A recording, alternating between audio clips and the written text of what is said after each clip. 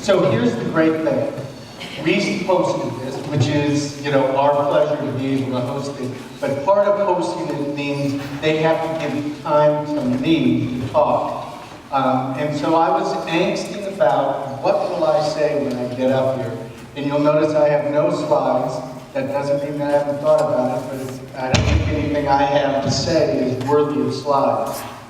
But I was trying to think, you're going to talk to hear a lot of people today, and so what is it that I can bring here? And I was thinking about it, and I came down to an idea of I can bring a little perspective. And I'd like to start out by relaying a conversation that I had with my grandmother.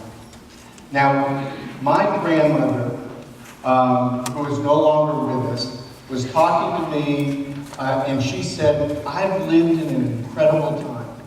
She was born in 1899. And now think of how old I must feel if I'm the 1 degree away from most of you to someone born in the 1800s. So I was talking to her, and she said, do you know that my time period, while I've been alive, I started out in a horse and buggy as a kid, and I was able to watch people walk on the moon. She said, what an incredible life I've spent. Now, why is that relevant to us? Another story that I have, and it was brought up, I have a BlackBerry. Now, I do have it someplace, I don't know where I put it, but I have a BlackBerry, and when this came out, it was meant to be the biggest game changer around. And everyone swore that, we have now arrived. And then all of a sudden this came out. And this is virtually no longer around. They are hanging on. They are flying a sprinkler. I understand that. But pretty soon, they're going to go the way of many other tools that we have. So the idea here is one of, what kind of world are we working in? So why does Purina get involved in stuff like this? They sell pet food. Well, what we do is we engage with people. And when we engage with people, we have to know what tools they're using, how they do it, to be able to go with where the person wants us to be. I go out periodically out to Silicon Valley and talk to the people out there, and I've been able to see some great changes that are going out there. One of the biggest things is the world that I grew up in marketing is one that was primarily TV, radio, and print-based. And that made it very easy for us to learn how to use these tools. What's happening now are things are coming out so rapidly that you have to be able to adapt to each one of these tools. You have to embrace every tool that you can possibly see, learn about it, but not be so committed to it that you say, the world as I know it is only going to be the BlackBerry. And I'm going to be the best BlackBerry person around.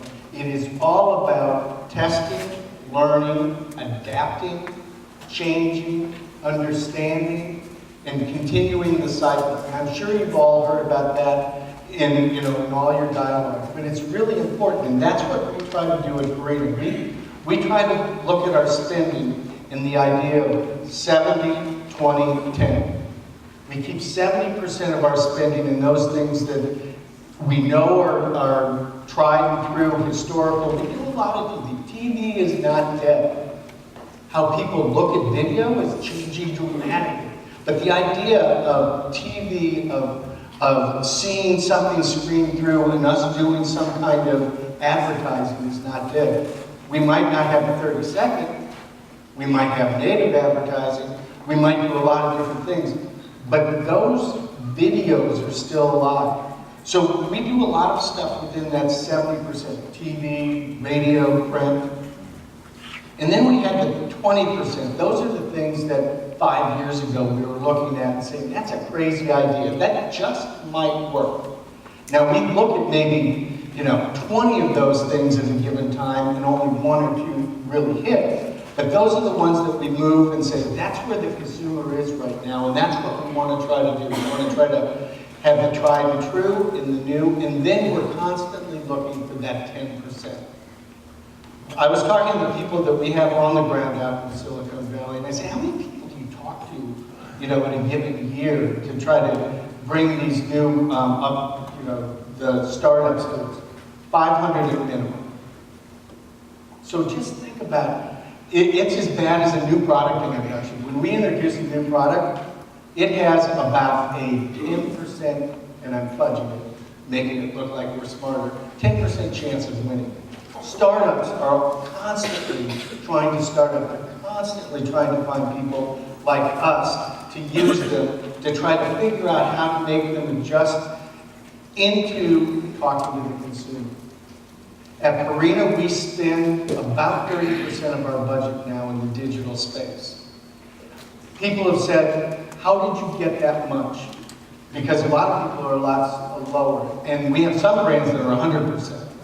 8 years ago, we met with Yahoo and said, if we gave you all our money, would you be able to get us 1 million new users? And they went through and they actually did it. And we gave them all our money. And they were, we were able to track and see that we got new users. So, we believe in the digital space. We believe in all this. And it's something that, again, when people say, how are you spending so much money doing this? What is it? And we say, we don't set percentages. We let the consumer take us. Wherever the consumer is, that's where we want to be. So I hope when you go through today, you are as excited as we are at Purina, hence the reason we're sponsoring something like this, that will enable you to get the passion that is in this, to get the excitement that goes from the money to the moon. And that's what we're seeking here, is in a digital world, what is the next moon?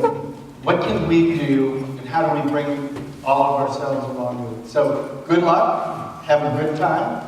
Now turn it over.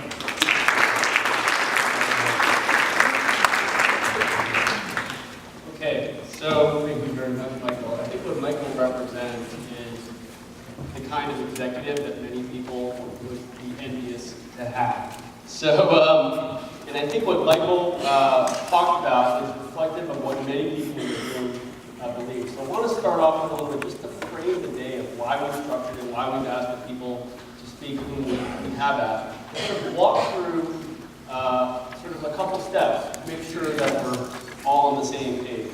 So this week's launch of, say, Apple, and by the way, Michael said BlackBerry, we should also mention Apple, Samsung, and Microsoft are also Sprint clients. So we don't want to be dissing anybody. But this week's launch of the iPhone, or the new iPhone and the Apple Watch, sort of are reinforcing a growing trend, which is essentially everything that can be connected will be connected. Michael's grandmother was probably blown away by the degree of connection. But all of us, I think, in this room can see a day where we walk into an auditorium like this, and our shirts tell the thermostat that we're here. And the thermostat knows how many other people are. And based on that, the temperature raises or lowers to adjust that. We see how our watches talk to our phones, how our cars can talk to satellites, how they talk to each other. Everything that can be connected is going to be connected. I'm excited about, the milk telling the refrigerator that it's low, and letting the supermarket know, and then it just shows up at your door via Amazon Prime. All of that is going to happen.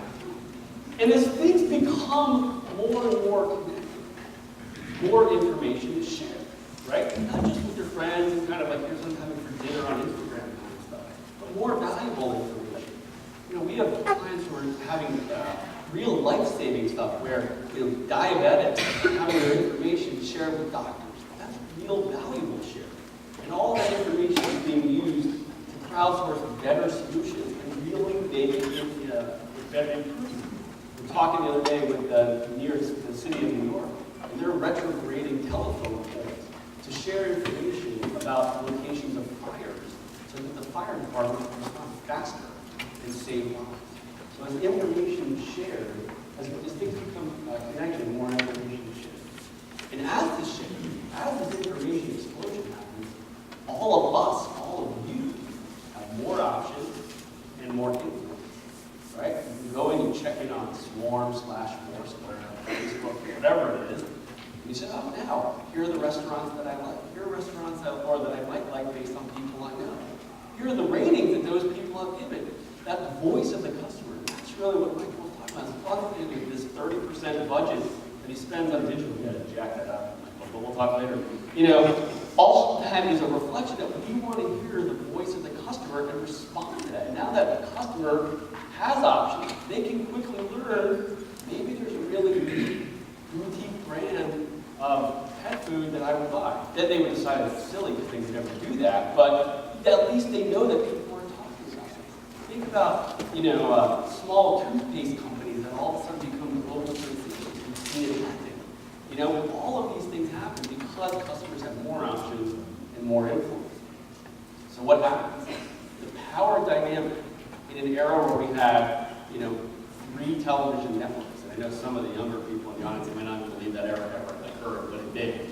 The brand with millions of dollars of budget could basically control the conversation, control what people thought and what they said, or what they thought and heard, because there was really no other way to put it. Now that we all have more options and more influence, that power dynamic has shifted dramatically from large companies with their budgets to individuals and people who are connected with each other. So what does this mean for companies and all the brands who are in the room and all the ones in the world? It means we have to reorient fundamentally how we do business, how we think, how we act. We can't just think about efficiency and our own internal metrics. It has to be, what does the customer want? The powers with the customer. We have to be more consumer-centric in the way we do things, or else that customer, with their voice, with their options, with their influence, will take their business elsewhere. And at the epicenter of customer centricity is the customer experience. And what is my entire experience with you? Flying on an airline, think about the number of touch points that you have along the way. You find the ticket, you book it, you get the boarding pass on your mobile device. You check in, you go through security, you're waiting, you get the coffee spilled on you, the person next to you won't let you roll your seat back because they have that e-defender thing on, whatever it is, right? All of these things are part of the touch points that are the experience. So those become essential to how you feel about the brand. The brand is no longer, here's what we tell you the brand is. The brand is, and has always been the experience, but now that experience is reflected in your growing power of your voice.